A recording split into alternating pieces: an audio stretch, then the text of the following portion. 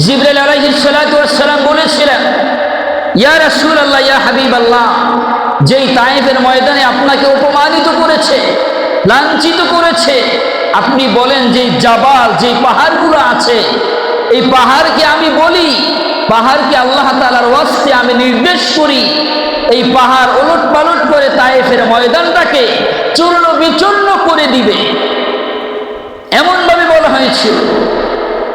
কিন্তু আমার নবী, আপনার নবী এমন একজন শাসক ছিলেন, এমন একজন উদারতার মানুষ ছিলেন, এমন একজন মানবতার ফেরিওয়ালা ছিলেন।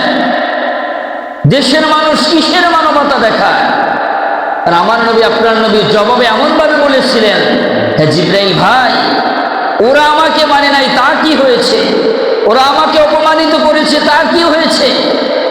ওরা আমাকে অত্যাচারিত করেছে, তা কি হয়েছে? ওদের ওরসে, ওদের গর্বে যেই সন্তানগুলো আসবে, ওরাও তো একদিন আমার কালেমা পড়ে মুসলমান হয়ে যেতে পারে বলে সুবহানাল্লাহ।